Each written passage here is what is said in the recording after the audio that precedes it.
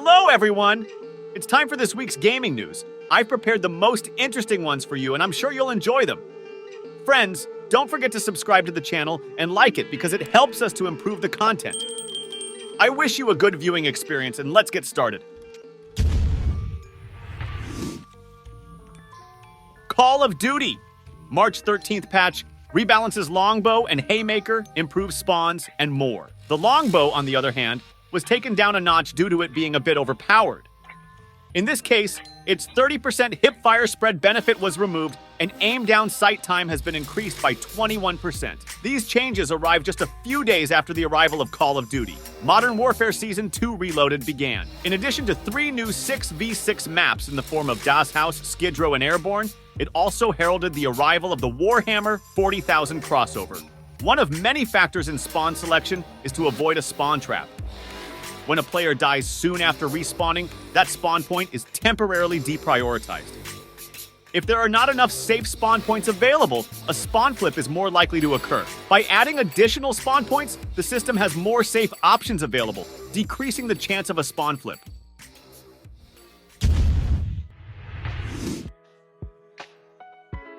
During a recent Morgan Stanley speaking event, Warner Bros. Discovery Gaming boss Perret discussed some of the company's strategy for gaming going forward, and it includes more live service, mobile, and free-to-play games. He said, "We're doubling down on games as an area where we think there's a lot more growth opportunity that we can tap into with the IP that we have, and some of the capabilities we have on the studio where we're uniquely positioned as both a publisher and a developer of games." Perret said, WBD's recent gaming output has focused on AAA games for console. And that's great when a game like Hogwarts Legacy sells 22 million copies and becomes the best-selling game of the year. But this kind of success is never guaranteed in what Perret said was a volatile market. He pointed out that one of WBD's latest big games, Suicide Squad, Kill the Justice League, was a disappointment for the company. So the plan going forward, he said, is to help reduce volatility by focusing on core franchises and bringing at least some of them to the mobile and free-to-play space, as well as continuing to invest in live service games that people play and spend money on over a long period of time. This will help WBD generate more consistent revenue, he said, going on to tease that WBD had some new mobile free-to-play games coming this year. Also worth noting is that just because WBD may push into new places, that doesn't necessarily mean it will stop making big single-player AAA games. Rather than just launching a one-and-done console game, how do we develop a game around, for example, a Hogwarts Legacy or Harry Potter that is a live service where people can live and work and build and play in that world on an ongoing basis, he said. Perret went on to say that WBD is uniquely positioned because it has popular brands. He singled out Mortal Kombat, Game of Thrones, Harry Potter, and DC as its biggest, as well as 11 different internal game development studios. He also teased that WBD has a strategic investment plan to help make future games more successful, adding that the company just recently brought someone on to help with brand management and sustainability. If WBD can execute, Perret said he expects gaming to bring meaningful growth to the company in the years to come. But making games takes time, so Perret cautioned that the company is laying the foundation now for returns that could come in 2025, 2026, and 2027. Perret went on to say how he has no idea how the gaming landscape will evolve over time, but he believes owning the IP and studios could help WBD succeed where others might not. He also called out things like virtual reality and virtual worlds as places that will increase in scale and adoption in the future. Some of WBD's upcoming video games include a Harry Potter Quidditch game and a Wonder Woman title from the makers of Shadow of Mordor.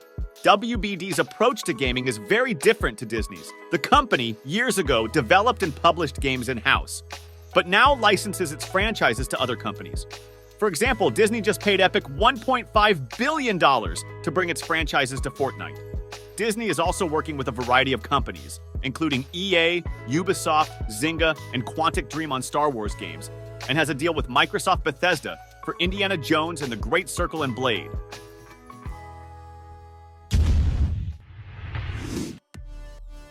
Starbreeze's CEO, Tobias Sjogren, is no longer with the company following the troubled launch of Payday 3 and its ongoing issues attracting and retaining players. Starbreeze said in a news release that the company has assigned board member Jürgen Goldner to become interim CEO immediately as the company seeks a permanent CEO to replace Sjogren. Goldner has been in the video game industry for 40 years and was previously the CEO of Focus Home. He has been on Starbreeze's board since 2023. Chairman of the board, Torgny Hellstrom, said Starbreeze now has a clear strategy focused on its own franchises and its licensed games. The board decided to replace Sjogren as CEO after conducting a consolidated assessment to reach its ambitions, the company said. Sjogren is staying on with Starbreeze for the time being to ensure a smooth transition, the company said. Hellstrom thanked Sjogren for his achievements during the past 3 years. Tobias took over the helm of Starbreeze in a challenging phase of its journey, and we wish him well in his future endeavors, Hellstrom said. The drastic move to replace Sjogren comes about 6 months after Payday 3 released in September 2023. The game suffered serious server issues at launch, and since then, the game's player base has dwindled. Matt Piscatella from Circana said Payday 3 did not rank in the top 350 titles in the US on Steam for monthly active users in February. According to SteamDB, the game had a peak concurrent player base of 378 people in the past 24 hours on Steam. For comparison, Payday 2 had a peak concurrent figure of nearly 32,000 in the past 24 hours. Beyond PC, Payday 3 is available on PlayStation 5 and Xbox Series X Vertical Bar S Xbox owners can get it at no extra cost with a Game Pass membership. In 2021, Starbreeze announced a €50 million deal with Koch Media that meant the game was fully funded prior to its release. The game recouped its development cost in 9 days. But the low player numbers cannot be good news for the game and the company, which has historically relied heavily on the Payday series to carry its bottom line. GameSpot's Payday 3 review scored the game a 6/10. Reviewer Alessandro Barbosa wrote, Payday 3 features rich new challenges and satisfying stealth objectives to keep you entertained for some time. Beyond Payday, Starbreeze is making a Dungeons & Dragons multiplayer co-op game that's set to release in 2026. Star Wars. Jedi boss Stig Asmussen left Respawn in 2023, and now he's revealed his next project. Asmussen, who also directed God of War games, founded a new gaming studio called Giant Skull, and it features talent from Respawn, Rockstar, Rocksteady, Epic, Sony Santa Monica, and Blizzard. The studio is making gameplay-driven, story-immersed AAA action-adventure games. Giant Skull is based in Los Angeles and also supports remote work. Asmussen said in a news release that the studio's ambition is to craft a rich universe that players will want to lose themselves in for years to come. In addition to Asmussen, the leadership team at Giant Skull includes CTO John Carr, Star Wars Jedi Survivor, art director Patrick Murphy, Fortnite League of Legends, lead producer Lauren McLemore, Fortnite, design director Jeff Magers, Star Wars Jedi Survivor, animation director Brian Campbell, Fortnite, and COO-CFO Anthony Scott, Rocksteady. The press release announcing Giant Skull mentioned that talent from GTA and Red Dead studio Rockstar also joined the team, but no names were provided. Giant Skull's first game will be a AAA single-player-focused action-adventure title made using Unreal Engine 5. It's still very early days for the game, and there is no word yet on a potential release date or platforms.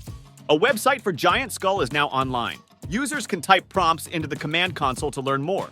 For example, typing game into the console yields a return of transported, becoming, exhilaration. As for the Star Wars Jedi series, a third game in the series is reportedly in the works. EA has made billions from its Star Wars games over the years, but the company recently reportedly canceled Respawn's Star Wars Mandalorian game after CEO Andrew Wilson said the company was making a strategic decision to scale back some of its licensed game development. Ghost of Tsushima, a PlayStation-exclusive title launched in 2020, is coming to the PC. Sony recently announced in a blog post that Ghost of Tsushima Director's Cut will launch on PC on May 16th. Apart from the main story, the PC version of the game will also include the Ikai Island expansion as well as the co-op multiplayer Legends mode.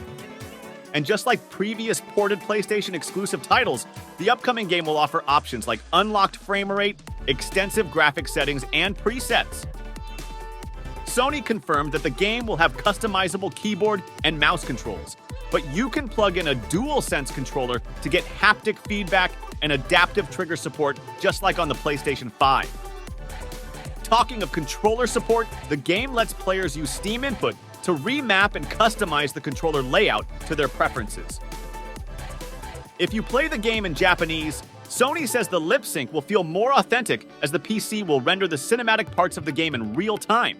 The developers have also optimized the game for ultra-wide monitors with 21:9, 32:9, 48:9 aspect ratios, meaning you will be able to enjoy the title even on a triple monitor setup. As expected from a 2024 title, Ghost of Tsushima Director's Cut will support performance upscaling technologies like AMD FSR 3, NVIDIA DLSS 3, as well as Intel's upscaling X-East technology. Some NVIDIA exclusive features like Reflex and AI-based DLAA anti-aliasing methods are supported as well. While Sony is yet to reveal the system requirements for the PC version, the game is currently available for pre-order on both Steam and the Epic Games Store. Players who pre-order the game will have some early in-game items like the new game plus horse, traveler's attire, and broken Aramore dies from Baku's shop. Unknown 9. Awakening has been silent since its reveal at Gamescom 2020, but today's Xbox partner preview saw it re-emerge with its first gameplay trailer and release window. The game is set within the popular sci-fi media franchise and is a third-person adventure starring Haruna, played by The Witcher's Anya Chalotra, a woman gifted with mysterious abilities. The game's official website has the following synopsis. You play as Haruna, a fierce truth seeker, what we call a queester, with a unique connection to another dimension known as the Fold. This other plane of existence contains powerful energy and long-lost knowledge that, if brought to light, could usher us into a wondrous era of advancement.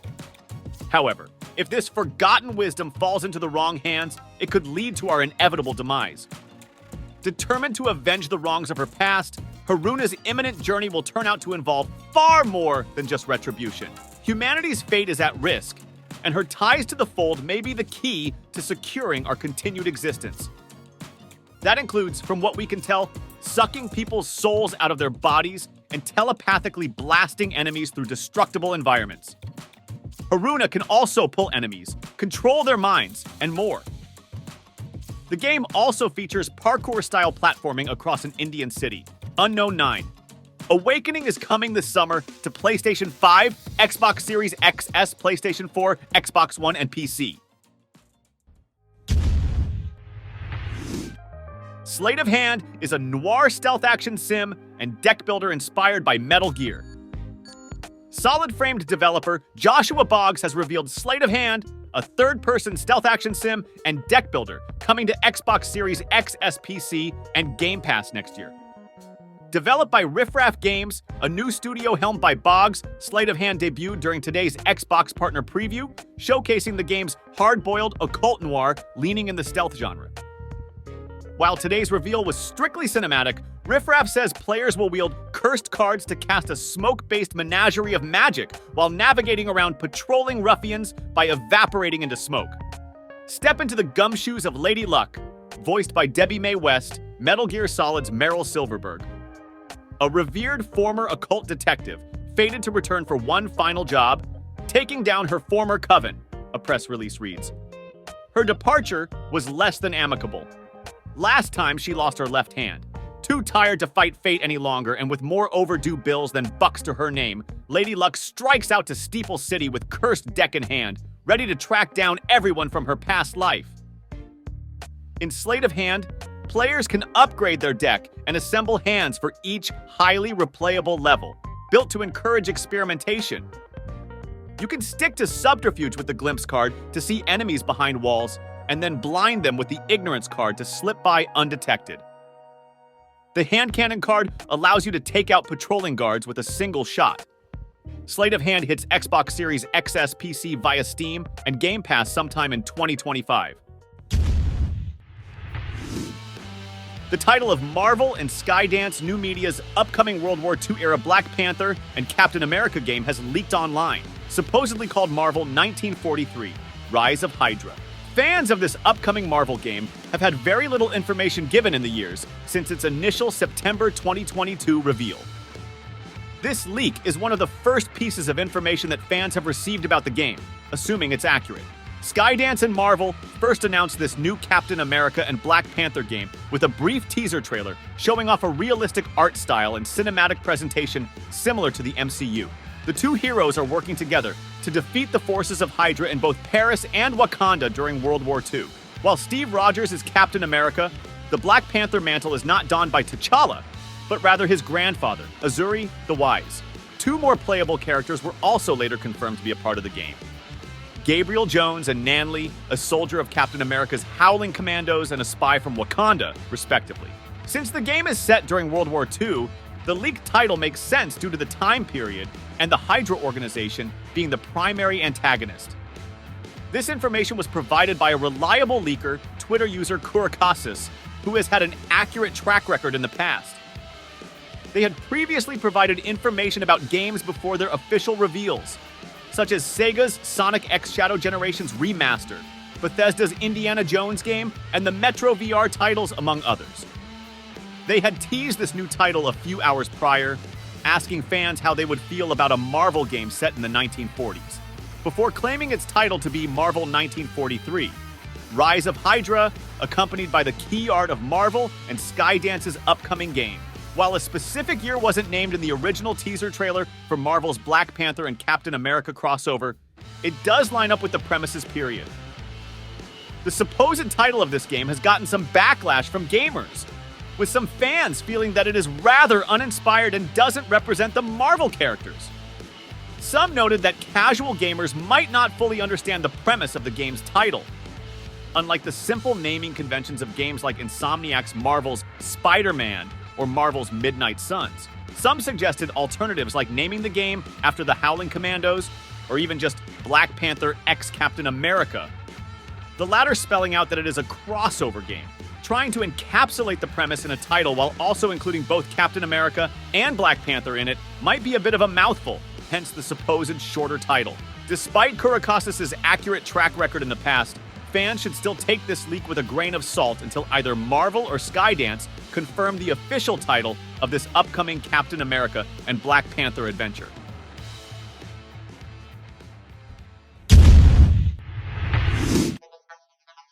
Ex-Battlefield director Marcus Lehto doesn't have anything positive to say about EA after the publisher shut down his Ridgeline Games studio shortly after his resignation. The Ridgeline founder and Halo co-creator was previously working on Battlefield's next single-player project. Lehto's departure came shortly after EA announced in late February that it would cut 5% of its workforce. This included 670 employees around the globe, with EA also announcing that it would be shifting focus to sports games, owned IP, and massive online communities. It's still not confirmed what caused Lehto's resignation, which was followed by his studio being shuttered a day later.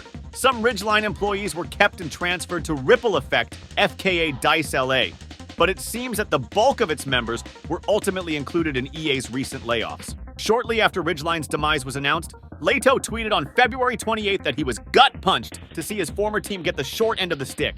Since then, he's been mostly silent on social media until a tweet on March 15th said he had nothing positive to say about EA, my recent departure, and how so many, including my team, are suffering due to the industry sweeping layoffs. Less than 3 months into 2024, Kotaku reports that at least 8,000 games industry employees have been laid off this year, who worked for companies like Sony, Microsoft, Riot Games, and many more. And last year wasn't much better when at least 6,000 jobs were cut. Lehto has yet to announce his next move, but it seems clear that it won't involve EA. His work includes over 2 decades of experience as creative and art director at companies like Bungie and One Interactive. Lehto's departure from EA was combined with the loss of another Battlefield creative director in February, when Craig Morrison left the company for Blue Scarab Entertainment. An EA executive confirmed that the remnants of Lehto's team were shifted to Ripple Effect to join its central role in the next Battlefield, in which the studio is reportedly working on a Battle Royale mode for the franchise's follow-up to 2042. The mode is planned to be a separate, free-to-play option similar to Call of Duty's Warzone, and its development is apparently the brainchild of Byron Bede, former live service lead for Call of Duty. However, it's expected that EA's AAA Battle Royale aims to set itself apart from FPS competitors like Warzone and Apex Legends. for fans still enjoying EA's current shooter, Battlefield 2042 recently revealed details of its Season 7 update. The major patch is set to release on March 19th. That's it! I'm sure you've learned something new and interesting. Write your opinion in the comments and like and subscribe to the channel, as it is very important for improving the content. Thank you all for your attention, and see you soon!